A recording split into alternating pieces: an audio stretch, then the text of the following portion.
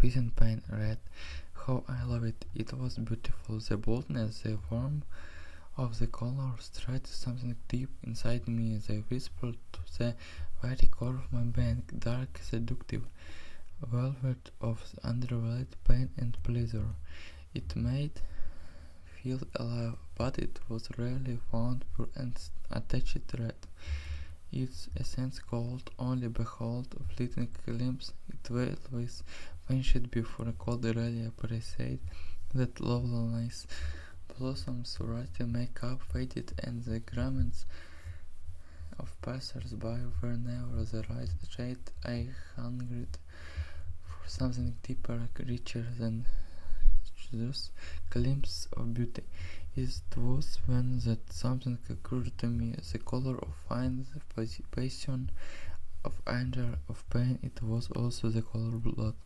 Once that idea took hold of me, you can be sure I did not relax its hold easily. Blood was everywhere. Whole rivers of pushing through the veins of billions of people around me. I had enough to paint the whole brick dull world red. I started my first a year ago. Believe, remember, zinc. Her skin would make wonderful canvas, smooth and pale, and I did it. Skin is so boring, so neutral and flat, so I take her to a narrow winding street that led to a dead head, and offering to walk home is had gotten very late, and I reached it in my pocket and closed my trembling fingers around the handle of the blade I had sharpened earlier. I painted here red that might both. I felt strange rush, something akin to euphoria, dragging the sharp, glaring steel across the soft white surface and watched it come alive with red. I drew back and cut again and again in long sweeping curves, back, torso, shoulders, hips, stomach, wrists, things. It was every better than I imagined, a rich, flowing, crimson part of the every gush I'd made and splashed into my hands, making now closing the street. No one heard her screams, just no one heard my delicate gloucher is collected open her neck in the clean movement, watched as the last lovely red poured of falling and rushing into the street, into the dark desert street as the last spark of light in the east went off, stayed for a while, his hair still warm corpse in my arms, racing fresh crimson color and silently. I acknowledged that all to this gain without the slightest hint of remorse. She had been just like everyone else, plain and honest. I made her beautiful. I had painted her red every inch. The brightest red cold find. It was a bad mercy, but that was really to be expected for the first time. The next one would be a work of art. I don't understand, they made me stop. I was completely my masterpiece. Two children, perhaps brother and sister.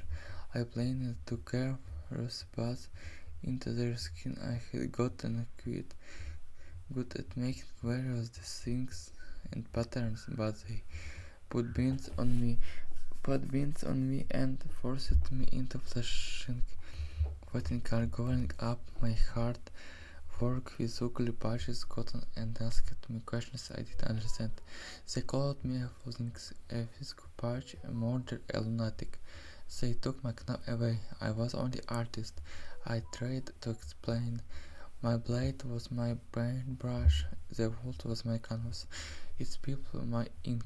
I made them beautiful dash. If only they would let me show them, let me cut, that they might see how lovely it was, but they did not understand. They repeated themselves: murder, homicide, mutilation, assault, kidnapping, killing, ugly words, hateful words. They didn't listen, did they want the world the boring, to spend their lives in the monochromatic shadow of cold humanity? Perhaps they did. the revolt answered my questions, would only throw more words at me, senseless full words. It was not any of the things they called me. What artists they were cruel. Once calling the names and looking me away, I was not. But it's okay. Even truth I was kept of here, even truth palace in this tiny white and responsibly clean battle box they call hospital. Even truth they won't let me see anyone else. It's okay because I didn't need knife to cut. I didn't the order to paint. I had gallons of red blood and flowing in my veins. I had these my nails brushes.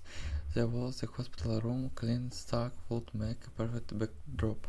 It was only a pity that I could be able enjoying my last pieces at work, this last splash of red myself.